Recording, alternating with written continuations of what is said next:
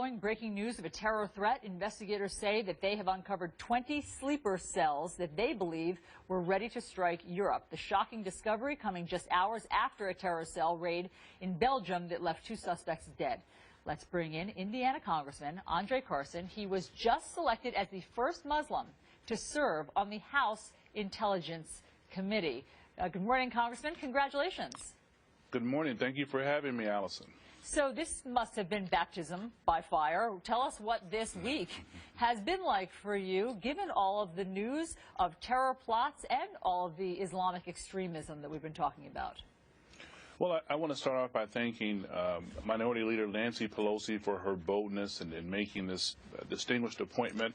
I come from the intelligence community. I think I'm the only member of Congress who has served and worked in a fusion center. So I understand the importance of having different ideas, different agencies present, and different minds working together to keep our country and our global community safer. Yes, you understand the importance of that diversity and bringing different voices to the committee, but it sounds like not everyone does. In fact, one of your colleagues, Congressman Joe Crowley, was so upset by some of the comments that he heard leveled about you joining the Intel Committee that he felt compelled to write a letter about it, about the negative reaction. Let me read a portion of it. He says, a shocking amount of comments made in conservative publications and on social media to the effect that Congressman Carson's integrity is somehow in question as a result of his religion. Congressman, what sorts of comments have you been hearing?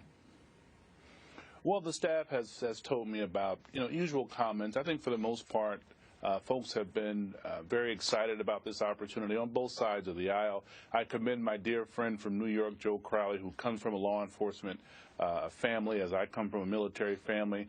And so I think he understands he represents a very diverse community, particularly a South Asian community.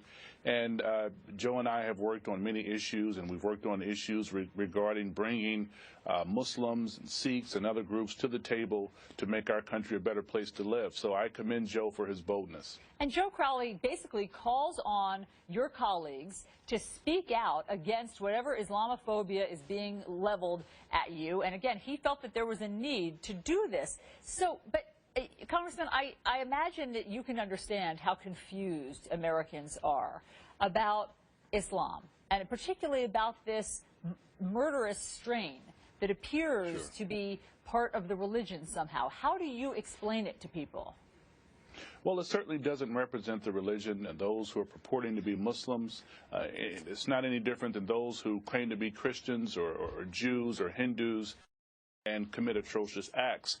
I think it's clear that we will never win the war on national terrorism or even global terrorism, for that matter, without getting help from Muslims, getting help from Sikhs, getting help from non-theists, and those who are committed to keeping our country safer and making the world a better place to live.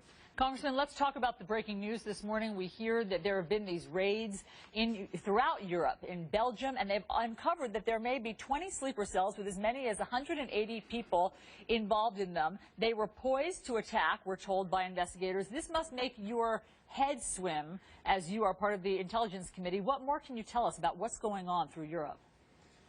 Well, I think it is clear that the European intelligence agencies have been working with U.S. intelligence agencies in terms of targeting the threat and isolating the threat. I think there's more to unearth and discover. I think I am not an expert at telling France what she should do with her citizens, but sending 10,000 troops is a start for them. I know they certainly don't want to become a totalitarian state, but in protecting the rights of citizens, there's a delicate balance between keeping people safe and surveilling as citizens to the point where we are targeting people specifically, not because of race, not because of religion, but making sure we're targeting the right people and eliminating the threat to make people safer. Very quickly, the Pentagon here at home says it's deploying 400 more troops to train the rebels in Syria to fight against ISIS. Are more troops the answer? Well, I think we don't want to have what we had in Iraq, but we certainly want to provide the rebel forces with the right equipment to secure that region. I think that the administration has done a fantastic job. There's more to be done, but we cannot win this war unless we get help from our friends in the Arab League and the international community. It's very clear. Congressman Andre Carson, thanks so much for joining us on New Day, and best of luck in your new post. Thank you. Thank you.